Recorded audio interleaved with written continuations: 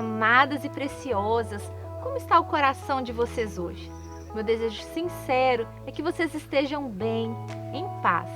Se não estiverem, não há nada que Deus não possa ouvir e fazer por vocês no dia de hoje. Bom, se você é nova por aqui ou se ainda não se inscreveu neste canal, eu quero te fazer um convite para você apoiar este projeto, se inscrevendo neste canal, compartilhando este vídeo com suas amigas e comentando. Assim, você nos apoia, ajuda este projeto a crescer e, é claro, nos incentiva a continuar dando voz a estas mulheres que passam por aqui e que ainda passarão com histórias tão incríveis e inspiradoras. Bom, antes de eu falar da minha convidada, você conhece a empresa R2 Treinamentos? Ela é apoiadora deste projeto, está situada aqui na nossa cidade e atua há 11 anos no mercado de trabalho, atendendo a nossa cidade, região e diversos outros estados. Seus treinamentos são voltados para a segurança do trabalho, como exemplo, treinamentos de trabalho em altura, NR10 e o seu carro-chefe, que são os cursos de máquinas pesadas. E agora eles estão com uma grande novidade, que é a elaboração de programas ocupacionais. R2 Treinamentos, treinando vidas, adequando empresas. Bom, eu quero que vocês conheçam um pouco da Rebeca Araújo. Ela é escritora do livro Presente de Deus. Ela é também mãe de duas crianças lindas, que é a Manuela e o Teodoro.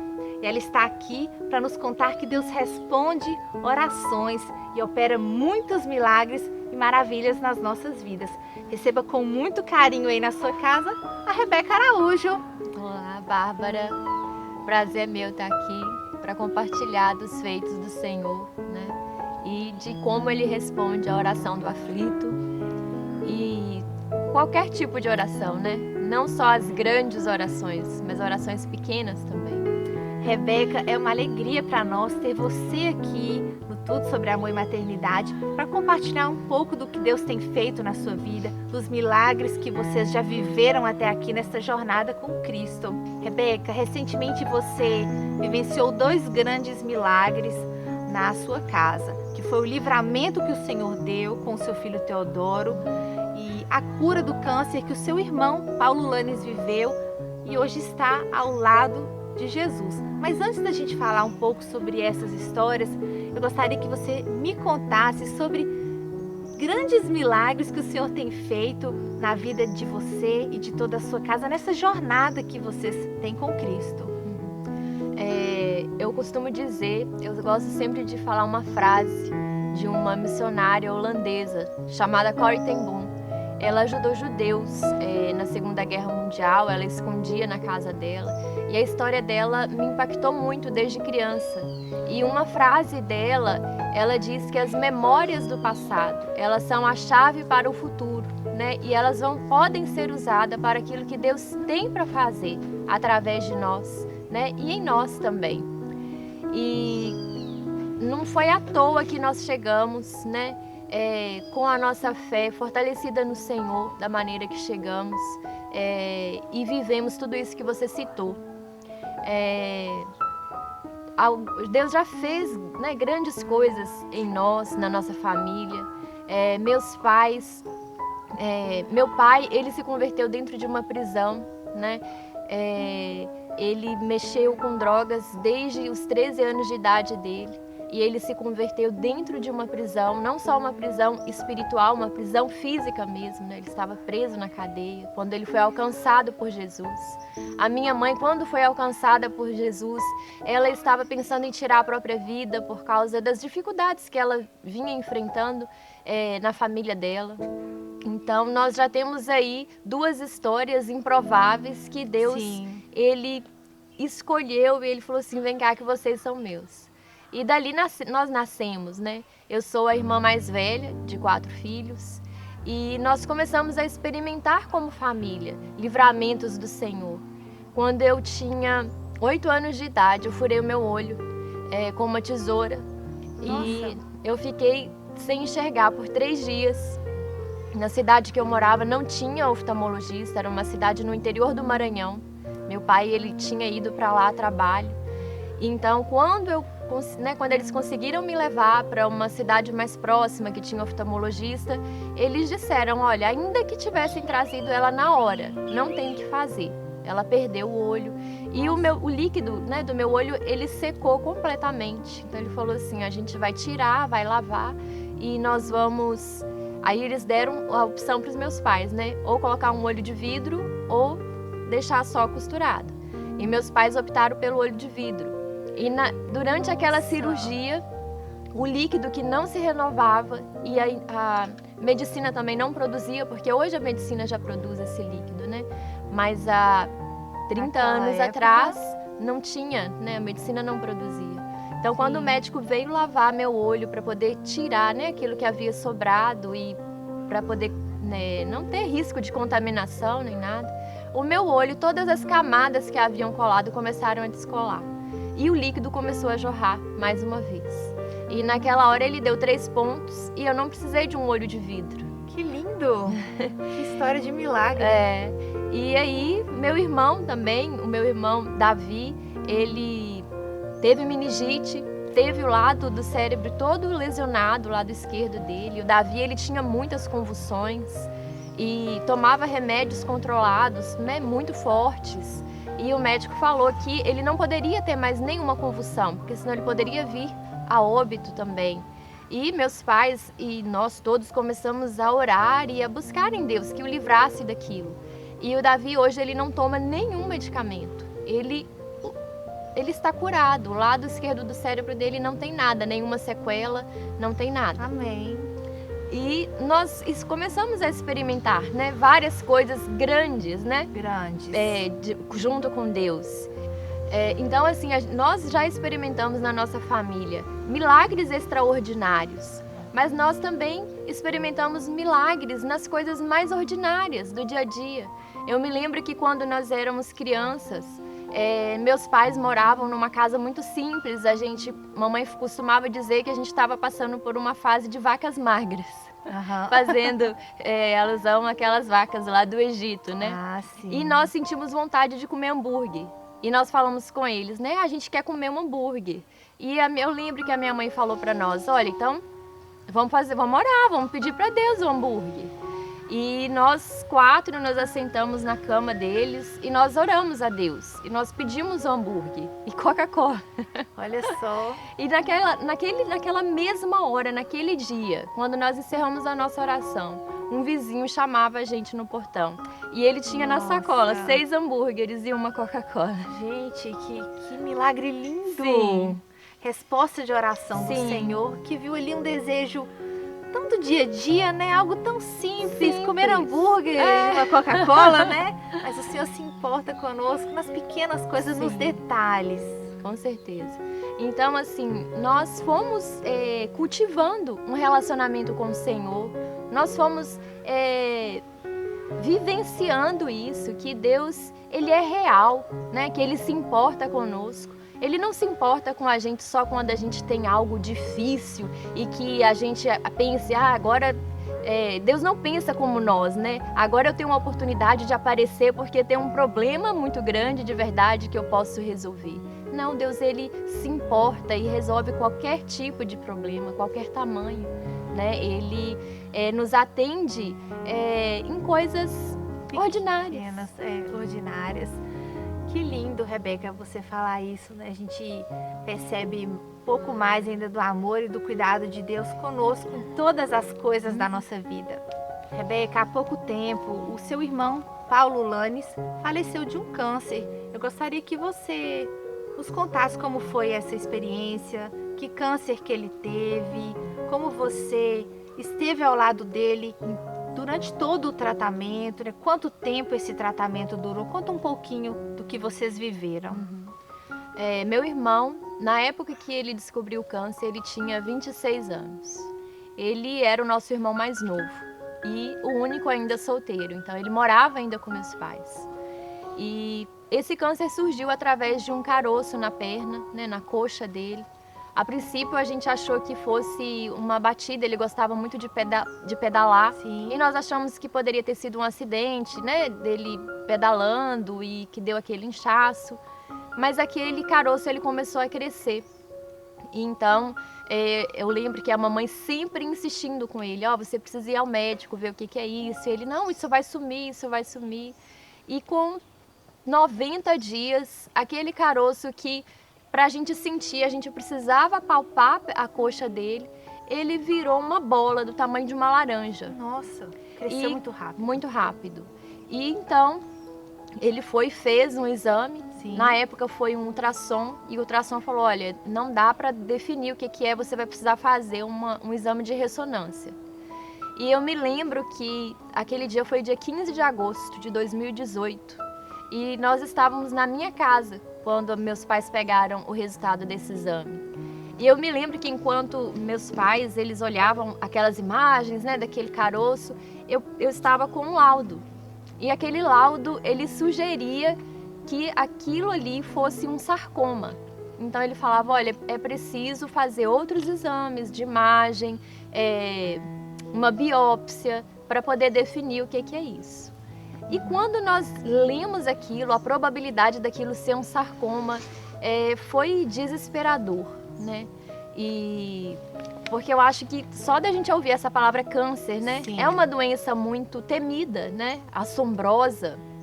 E então nós começamos a correr atrás de o que nós poderíamos fazer, onde que nós deveríamos levá-lo, né? Nós não sabíamos se Valadares teria atendimento para ele.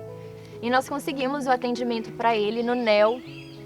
E ele foi atendido ali, a princípio por uma médica, e que nos encaminhou, internou o Paulo, e nós conseguimos resolver tudo naquele mesmo dia. Então eu falo que ali a gente já começou a ver o cuidado de Deus conosco. Porque o Paulo, ele fez o tratamento dele todo pelo SUS. Então assim, a gente estava apavorados, né? É um câncer, e como que nós vamos fazer esse tratamento? É SUS, ele vai ser bem assistido, né, pelo SUS. E naquele dia nós começamos a ver o agir extraordinário de Deus, porque nós havíamos ido ali para uma consulta.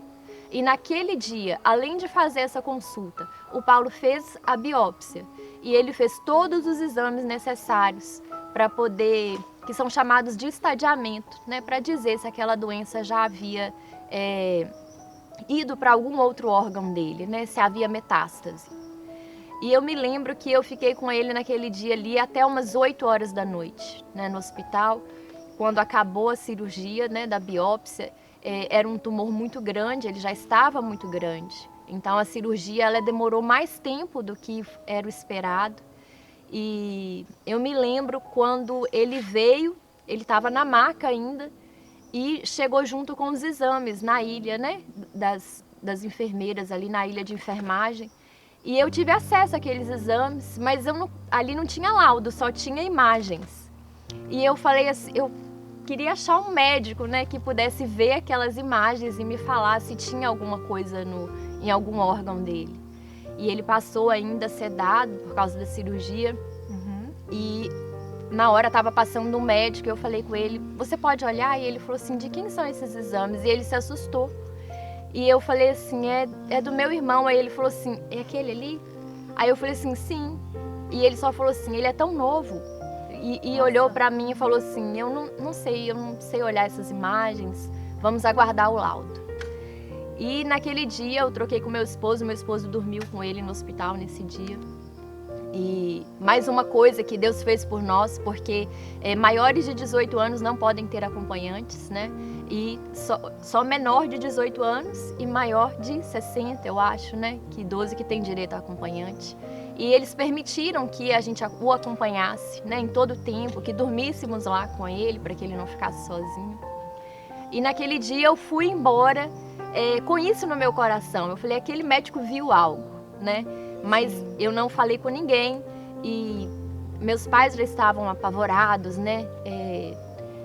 Sem saber, né, qual seria o prognóstico daquela doença, o que seria aquilo.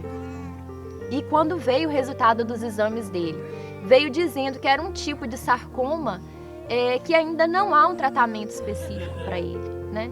Então, o câncer, ele tem muitos tipos de câncer, né? O Paulo, ele tinha um sarcoma, um tipo de sarcoma. Então, assim, o sarcoma, eles são o tipos que que quase não tem muito tratamento assim definido, né? Você tem esse sarcoma, você vai fazer esse tratamento aqui durante tanto tempo e vai ficar ok. Não tem isso. Então, o Paulinho, ele fez um tratamento que é chamado de tratamento paliativo, que eles iam tentar ali conter aquele câncer, né? Conter o avanço dele. Mas, infelizmente, já havia metástase. Quando foi descoberto, o câncer ele já estava também no pulmão dele. E nós começamos aí a nossa batalha, né? Contra esse câncer. Foram muitos tipos de quimioterapia. Então ele fazia um ciclo, aí o tumor não respondia bem, né? Ele não diminuía o necessário que era para que continuasse com aquele mesmo ciclo. Então o médico foi fazendo várias tentativas e o Paulo ele foi muito bem assistido. Eu digo que foi para nós uma surpresa, né? Porque como ele foi recebido ali naquele lugar, como os funcionários, eles eram humanos, carinhosos, né?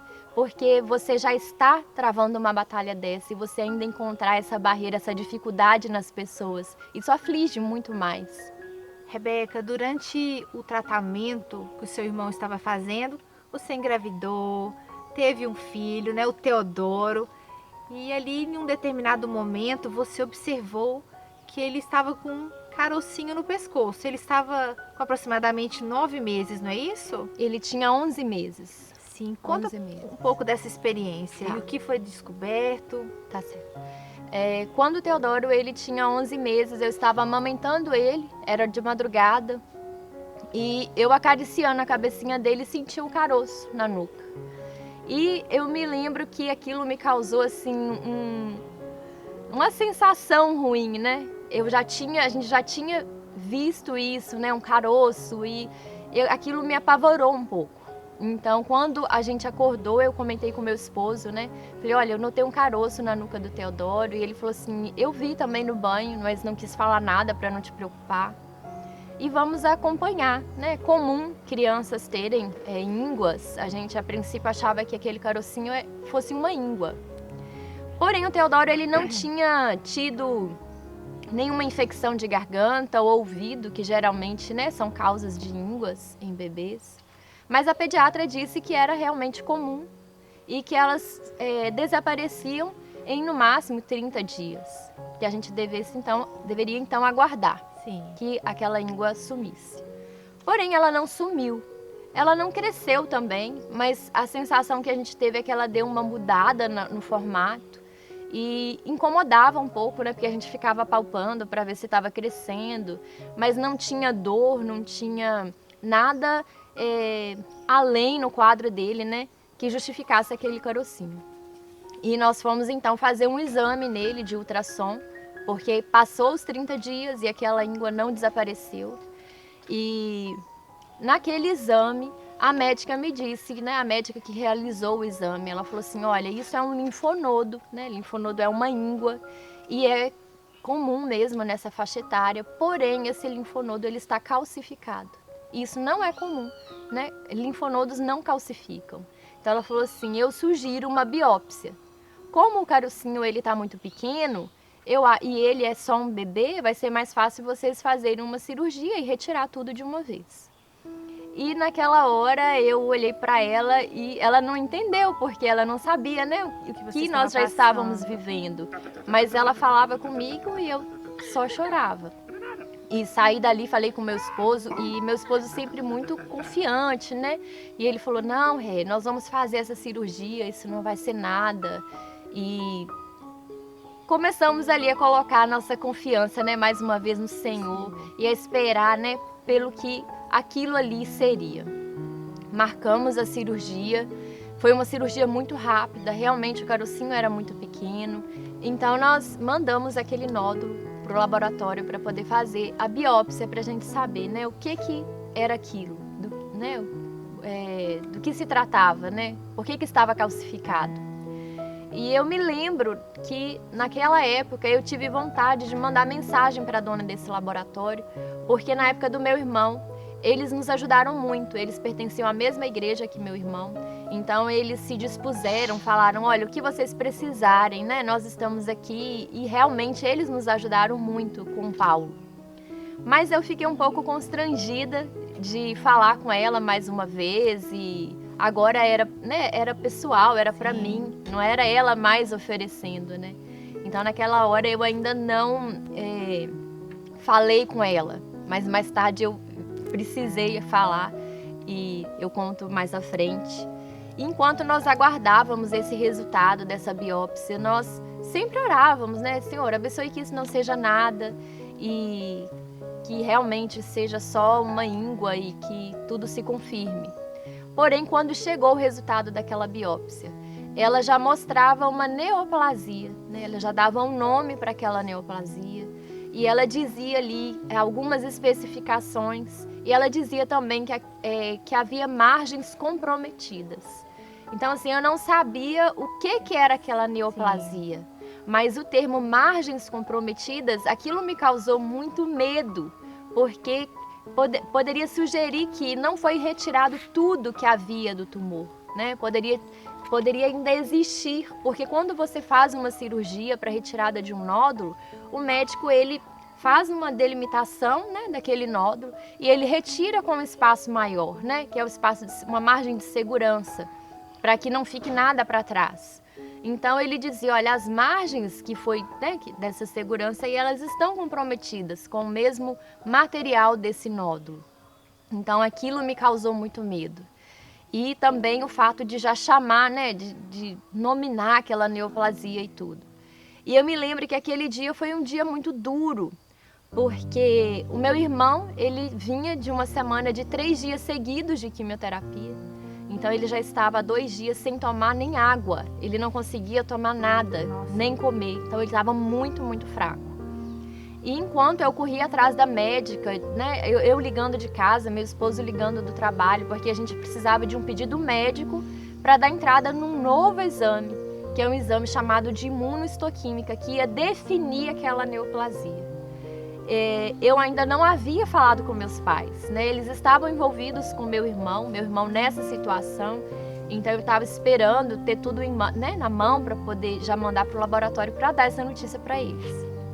E minha mãe me ligou, falou assim, Rebeca, o Paulo acabou de ter uma convulsão. Eu queria que você ligasse para o médico, minha mãe estava muito nervosa, não conseguia nem falar comigo direito. Então eu liguei para o médico dele, ele falou assim, ó, pode trazer ele para cá. E enquanto a minha mãe preparava meu irmão para poder levar para o hospital, ele não conseguia nem se vestir, ele estava muito fraco. Ele teve uma nova convulsão. E dessa vez mais forte que a primeira. Então, minha mãe me ligou de novo, mais apavorada ainda. E eu falei que naquele dia eu me sentia no livro de Jó. Né? Eu tinha recebido uma notícia difícil do meu filho. Minha mãe me ligou falando que o meu irmão havia tido uma convulsão, agora ele teve uma outra convulsão e eu sentei no sofá, comecei a chorar, falei, meu Deus, o que mais esse dia vai trazer, né? E eu aguardei minha mãe chegar, meus pais chegarem com ele do hospital, para dar notícia para eles de que eu ia precisar repetir o exame, né? Fazer um novo exame naquela biópsia. E eles já tinham uma ideia, né? Porque nós já havíamos feito com Paulo também esse exame de imunohistoquímica. Mas eu não entrei em detalhes com eles naquela hora. E nós também não falamos nada com Paulo, né? O Paulo já estava sofrendo o suficiente. Sim, sim.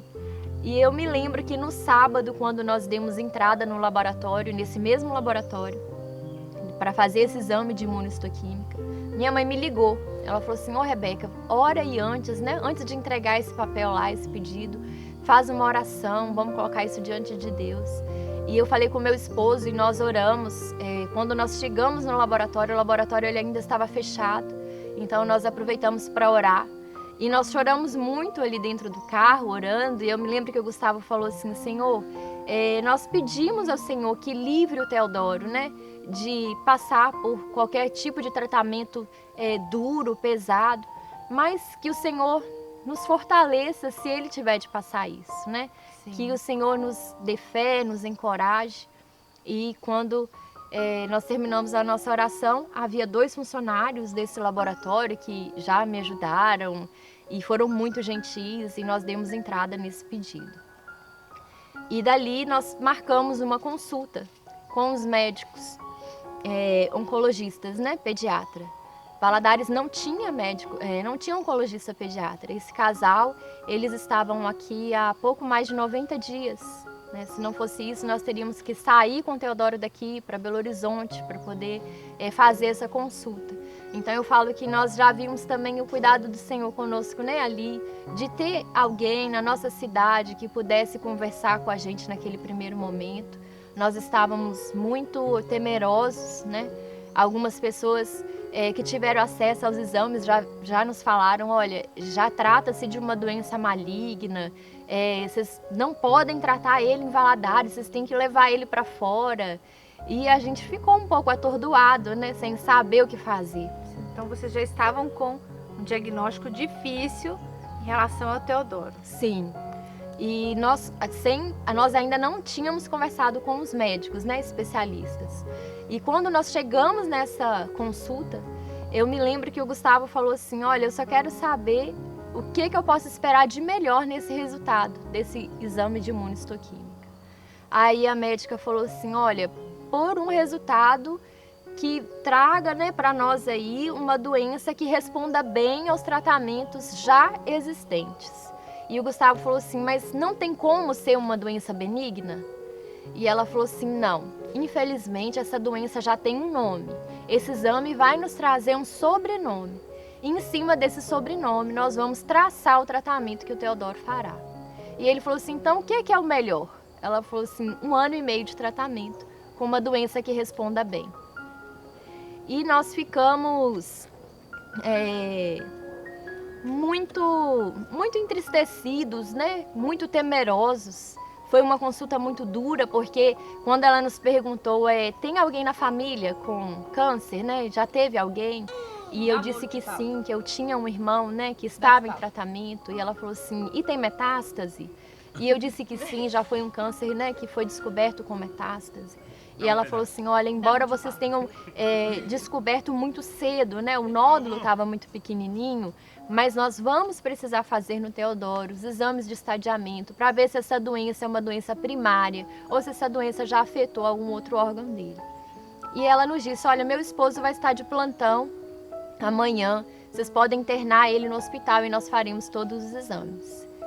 E nós fizemos isso. Nós internamos o Teodoro no dia seguinte, ele precisaria fazer anestesia geral, porque ele precisaria fazer tomografia, ressonância, e esses exames, é preciso estar muito quieto, né? E um bebê não ficaria quieto dentro daquelas máquinas enormes e barulhentas, né?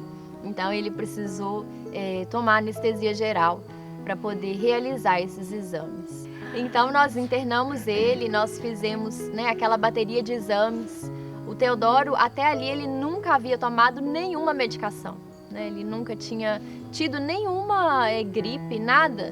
E ele precisou fazer, né, a administração de contrastes para poder fazer aqueles exames. Então a gente estava assim, muito temeroso, ele vai ter alergia, né? Não vai ter alergia a esses contrastes. E graças a Deus ele não teve alergia. E nós precisamos ficar internados ali até que saíssem os resultados daquele exame. E também o Teodoro em observação, né, para ver se ele teria alguma reação àqueles contrastes. No final do dia, o médico nos chamou e ele foi nos mostrando, olha, os órgãos dele estão todos preservados, né? Não há sinal de avanço dessa doença. Essa doença, ela é uma doença primária. E eu me lembro que nós ali em pé, a gente ficou no pronto atendimento, porque o médico estava de plantão e ele queria que nós ficássemos, né, próximos a ele naquele dia.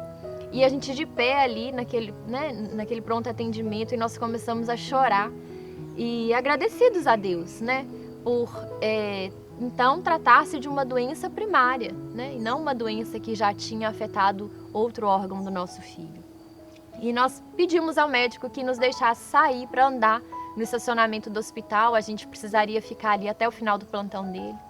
E naquela hora que nós saímos, eu me lembro que nós vimos uma garça sobrevoar acima de nós. E eu falei com meu esposo, eu me lembrei na hora de uma mensagem que eu havia escutado do missionário Ronaldo Lidório, onde ele conta quando ele estava à procura da tribo dos Concombas. Ele ainda não tinha encontrado essa tribo, né? Era uma viagem muito dura e ele falou que ele já estava a ponto de desistir de encontrar quando ele viu garças sobrevoarem. E então ele falou assim, olha, eu vou entrar ali de onde, né, essas garças vieram, para ver por quê, qual o motivo, o que fez esse tanto de garças, né, saírem dali. E na hora que ele entrou ali, ele encontrou aquela tribo, né, depois de muita dificuldade, de muito desafio para chegar até ali. E eu me lembro que na mensagem dele, ele fala assim, olha, eu não sei quais são os caminhos que vocês têm percorrido, mas eu quero te dizer, caminhe um pouco mais, as garças vão voar. E eu falei com o Gustavo, as garças estão voando. E nós saímos daquele hospital abatidos, mas não destruídos, né? Nós ainda estávamos tristes, né? Porque o nosso filho, ele ia precisar de fazer um tratamento. Até então, nós sabíamos que ele ia precisar de um tratamento, nós não sabíamos qual e nem se poderia ser feito em Valadares. Mas a gente tinha recebido um grande alívio. Aquela doença não havia se espalhado. E nós fomos para casa fortalecidos, né, e reanimados no Senhor. E enquanto a gente aguardava esse resultado desse exame, nós começamos eu e o Gustavo na nossa casa, nós falamos, olha, nós não vamos apressar o mal de amanhã para hoje. Porque a gente começou a receber muitas perguntas e pessoas especulando e falando, olha, vocês precisam vir para cá, vocês precisam ir a tal lugar. E nós dissemos, olha, a gente ainda não sabe o que será isso. E nós também começamos a orar, né? Eu sempre orava falando assim, Senhor, se possível, livra o Teodoro de passar por essa batalha. Eu me lembrava muito da passagem de 2 Crônicas, capítulo 20, de 1 a 30, que narra uma batalha que Josafá não precisou de lutar, né? Que o Senhor deu o livramento naquela grande batalha para o povo de Judá. E eu dizia, Senhor, o Senhor livrou uma nação, o Senhor confundiu um exército, né? E o que é um exame para o Senhor? O que são células malignas? Para o Senhor não há impossíveis. E ainda que nós, né, para a medicina, a gente não possa esperar por algo positivo, né, nesse resultado, o Senhor pode todas as coisas. E nós começamos a orar e a buscar do Senhor esse livramento, sempre pedindo a Deus que Ele nos fortalecesse, caso Ele não nos desse esse livramento, porque nós sabemos que a vontade do Senhor é soberana, né? Mas nós podemos também colocar para Ele, né, a nossa vontade, né? E o nosso desejo era de que Ele pudesse livrar o nosso filho de passar por isso. E eu me lembro que quando chegou o resultado desse exame, eram 3 páginas desse laudo, e ele mostrava ali que aquele nódulo, ele reagia para alguns marcadores malignos, né? Os marcadores malignos é que eles vão dizer, né? Essa doença, ela é maligna, ela precisa reagir em todos os marcadores malignos. Mas aquela doença ali, ela reagia só em alguns. Porém, doenças benignas não é comum que reajam a marcadores malignos. Mas naquele exame dizia, excepcionalmente neste caso, trata-se de uma doença benigna. E eu comecei a gritar quando li aquilo, né? E comecei a chorar e a rir. A minha filha falou assim, mas por que você está rindo, eu estou chorando? E eu disse as duas coisas. E meu esposo também começou a rir, chorar, e nós ligamos para os médicos, mandamos, né, foto do resultado do exame, e eles disseram, realmente, trata-se, né, tudo indica de uma doença benigna. E na consulta, a médica falou assim, olha, nós temos 99% de certeza de que é uma doença benigna. E eu falei, 99%? Ninguém quer 1% de chance de ser o contrário, né, nesse caso. E ela falou, olha, vamos repetir esse exame. 4 olhos veem melhor do que 2, a gente está tratando de um bebê, né, vamos ter bastante cautela. Cuidado, sim. E nós saímos então daquele consultório, eu digo que alegre e apreensiva, né? Porque será que esse novo exame se confirmaria como o primeiro? O que seria? E nós então enviamos para esse novo laboratório, né? Tudo que era necessário para que eles repetissem o exame. E a pessoa com quem eu mantinha contato lá, ela me dizia, Rebeca, nós nunca recebemos o exame como do seu filho. E esse é um laboratório de referência em imunistoquímica. O médico, que é o dono do laboratório, quem estava realizando o exame do Teodoro, foi um dos médicos responsáveis por trazer para o Brasil esse tipo de exame. E ele falou assim, olha, nós decidimos mandar para os Estados Unidos, porque a gente, né, ele é muito novinho, então a gente quer ter bastante responsabilidade para emitir um laudo. E quando veio o laudo desse novo laboratório, ele veio com letras garrafais, né? Estava escrito tudo com letras maiúsculas, benigno. Olha, e que lindo. A doença, ela reagia aos mesmos marcadores, mas não em todos. E os médicos disseram, olha, por se tratar de um caso raro, nós queremos acompanhar o Teodoro a cada 3 meses com exames e pra gente só mesmo por proteção. Então hoje a cada 3 meses nós vamos, né, ao consultório, nós fazemos exames nele e graças a Deus tudo tem se confirmado. É uma doença benigna. Amém. Rebeca, nesse tempo em que vocês receberam esse lindo livramento do Senhor com a vida do Teodoro, o seu irmão Paulo Lanes foi curado juntamente com o Senhor, né? Hoje ele está ao lado de Jesus com o seu corpo completamente curado. Como foi para você, como mãe, contar para a sua filha Manuela a partida do seu irmão, uma vez que ela esteve juntamente com você acompanhando todo o tratamento do seu irmão, que durou aproximadamente quase 3 anos, não Sim. foi isso? Uhum. A Manuela, ela desde o início, ela se envolveu muito com ele. Na verdade, ela sempre foi muito ligada a ele. A gente até ria, porque ela via o Paulo como ela se enxergava, né? Ela desenhava ele sempre do tamanho dela e o Paulo era enorme. Ele tinha 1,94 m e ela sempre fazia ele do tamanho dela. Ela sempre se referia a ele como coisas dela, né? Ele é parte do mundo dela ali. Precisa de proteção e de ajuda como ela, né? Então, Olha quando só. ele ficou doente, houve até um episódio muito engraçado, porque a gente ficou assim um pouco neurótico, né? A quimioterapia, ela baixa a imunidade. Então, a gente não queria que o Paulo ele adoecesse de forma alguma. Então, nós começamos a policiar as visitas, né? E o Paulo tinha muitos amigos. E eu me lembro que numa dessas visitas, eu tive que ir ao portão, tinha um monte de amigos dele no portão e ela não deixava entrar. Gente, que E ela falava, gracinha. ninguém vai visitar meu tio. Tava protegendo o tio E dela. ela usava as coisinhas de brinquedo que ela tinha de enfermeira, ela falava que ela era médica dele, e ela falava, você não pode comer chocolate, você não pode comer doce. E ela ajudou ali, ela se envolveu, né, nesse processo todo, Com certeza. em cuidar dele. E quando a doença nele foi se agravando, a gente começou a ver, eu comecei a sentir necessidade de prepará-la, né? Eu lembro que meu esposo falava assim, isso faz parte da vida. Se acontecer, ela vai passar por isso, ela vai amadurecer. E eu me preocupava, eu falava, mas ela é tão pequena e ela tá tão envolvida, né? Ela tinha acabado de fazer 3 ou 4 anos quando ele começou o tratamento.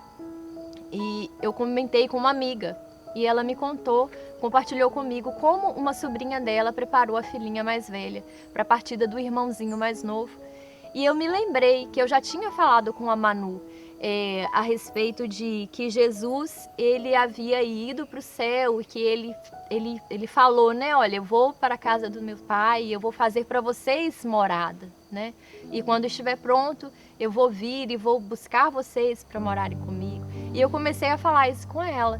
Falei, filha, Jesus, ele prepara uma casinha para cada um de nós. E quando a nossa casinha fica pronta, Jesus vem e nos leva. E ela sempre foi muito ligada com o céu. Ela sempre quis ir muito ao céu. Ela fala, mamãe, quanto que eu vou pro céu? Nossa. E eu falo, filha, eu espero que não. Calma, filha. Eu espero que você vá, mas é na hora certa. Sim. E ela sempre teve esse desejo. Então, quando eu contei isso pra ela, ela falou assim, e quando é que a minha casinha vai ficar pronta? Olha só. E eu falei assim, filha, eu não sei, Jesus que sabe.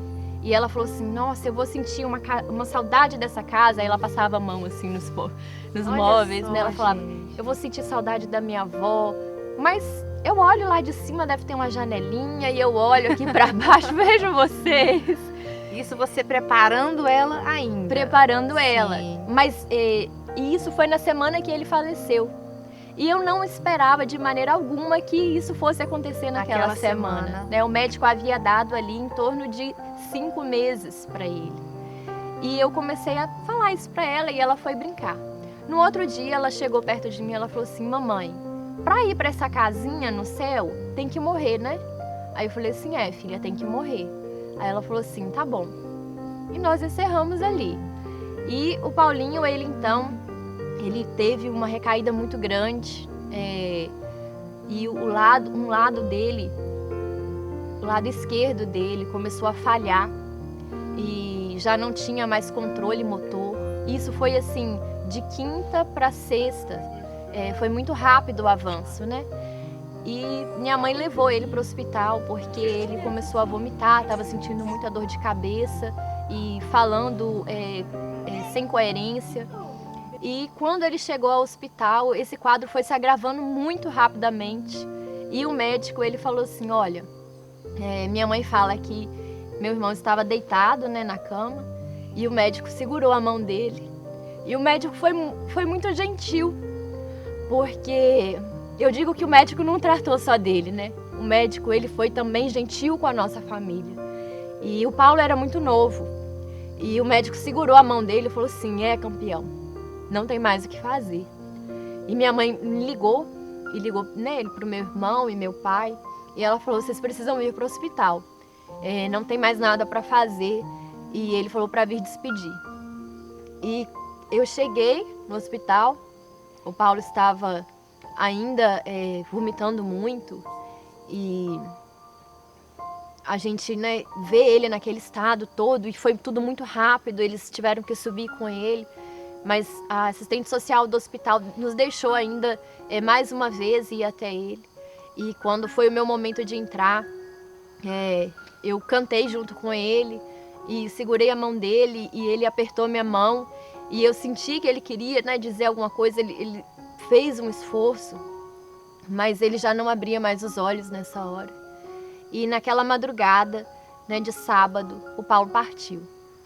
E quando eu cheguei para Manuela em casa, né, e depois eu tive de sair para resolver todos os trâmites para os meus pais, do velório e tudo. Então eu falei com o Gustavo: deixa eu chegar, porque eu converso com a Manu, não fala nada com ela até eu chegar. E eu cheguei em casa e sentei ela no sofá e eu falei assim: filha, você lembra que a mamãe te falou que Jesus está fazendo uma casinha para cada um de nós? E ela falou assim: lembro. Aí eu falei para ela: filha, a casinha do tio Paulo ficou pronta. E ela baixou a cabeça, ela falou assim: então o tio Paulo morreu?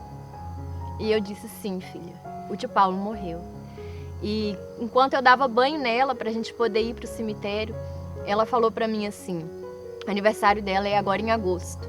E ela falou para mim: mamãe, eu já sei o que eu vou querer de aniversário. Eu quero que a minha casinha fique pronta também. Olha. E ela falou assim para mim: você fica feliz? E eu não falei nada, eu fiquei engasgada, né? E ela falou assim: você fica feliz? E eu falei assim: eu fico feliz, filha. Eu fico feliz porque você vai estar com o Senhor quando a sua casinha ficar pronta. Mas não quer dizer que a sua casinha vai ficar pronta agora. E eu digo que nós vivemos esses dois extremos, né, da vida. E nós experimentamos o agir de Deus, né? Nós não fomos abandonados pelo Senhor por passar por isso, né? Por viver esses dias de batalha, né? Eu acho que só quem está numa luta dessa, quem está num tratamento desse, sabe como isso é uma batalha, como é difícil passar por isso. Mas nós não fomos abandonados por Deus. Quando Deus não nos livra de passar por desertos. Eu me lembro disso porque o meu sogro, ele me disse isso, né? Ele falou assim: olha, quando Deus não livra a gente de passar por desertos, Ele passa junto.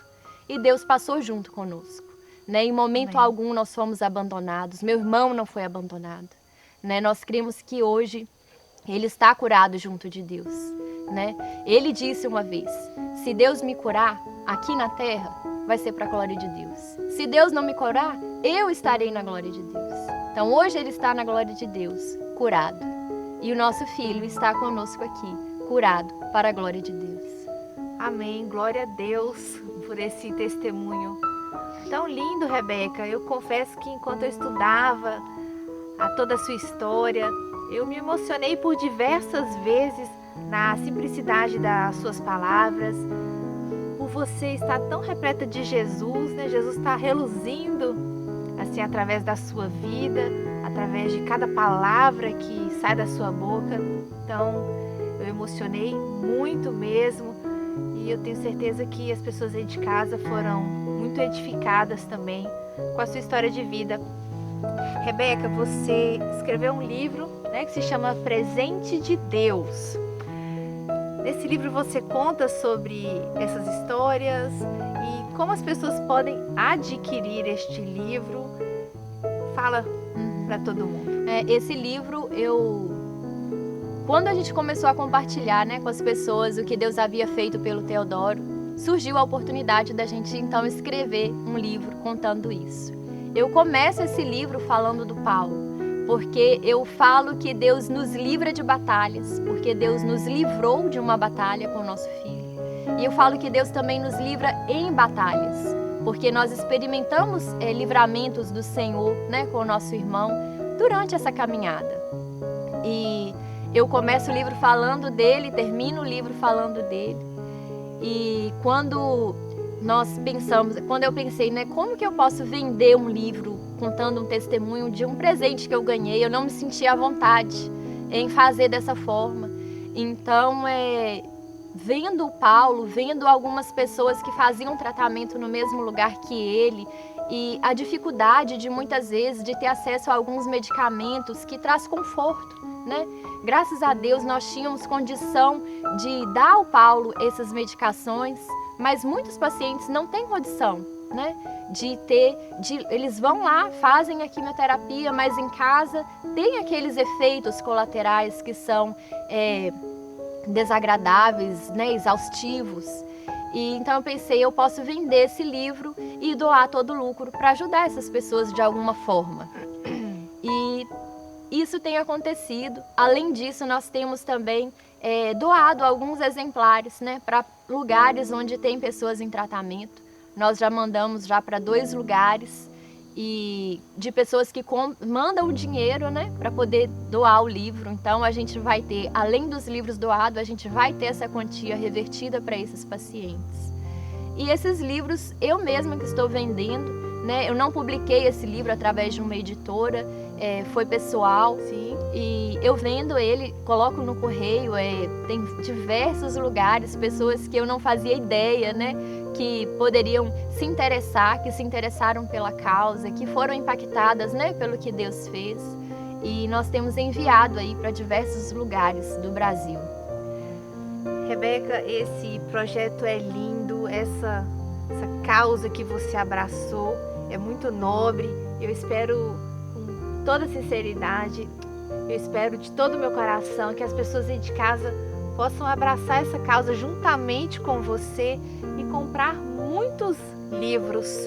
Olha, sua história é linda, seu coração é lindo, é puro, você é vou chamar de menina, de tão doce que é, mas uma menina cheia de Jesus. Eu tenho certeza que o Senhor te escolheu com esse chamado para você poder abençoar muitas outras vidas. Amém. Eu quero agradecer imensamente a sua participação, tenho muito respeito pela sua história e muita gratidão por você estar aqui contando ela para todo mundo aí de casa. Eu que agradeço poder falar mais uma vez de tudo que Deus fez e tem feito e ainda há de fazer, né, por nós. Amém. Eu quero te presentear, Rebeca, com alguns mimos que algumas empresas mandaram para você. Obrigada. A empresa Max Flower, ela está situada aqui na nossa cidade. Ela trabalha com arranjos florais, com artigos de presente. E eu tenho certeza que você aí vai ficar muito feliz de passar lá e conhecer mais os produtos que a Max Flower ofereça. Então, obrigada. receba essas flores com muito carinho. Obrigada. O Empório Terra de Minas é uma empresa que trabalha com produtos muito finos, tem o intuito de resgatar a gastronomia mineira. Ela enviou algumas delícias para você, Rebeca, para você comer com a sua família, com os seus filhos. São produtos que não podem faltar na nossa mesa no dia a dia. Obrigada. Quero agradecer mais uma vez a sua participação. Que Deus continue te abençoando e que você possa ser luz por onde você passar. Amém. Amém. Nós ficamos por aqui, nós encerramos a 2ª temporada da série Tudo sobre Amor e Maternidade. Eu espero que você tenha sido muito edificada aí na sua casa. E nós nos vemos em breve, se Deus quiser, com a 3ª temporada, trazendo muitas outras histórias para abençoar a sua vida. Fique em paz, fique com Deus, Jesus te ama.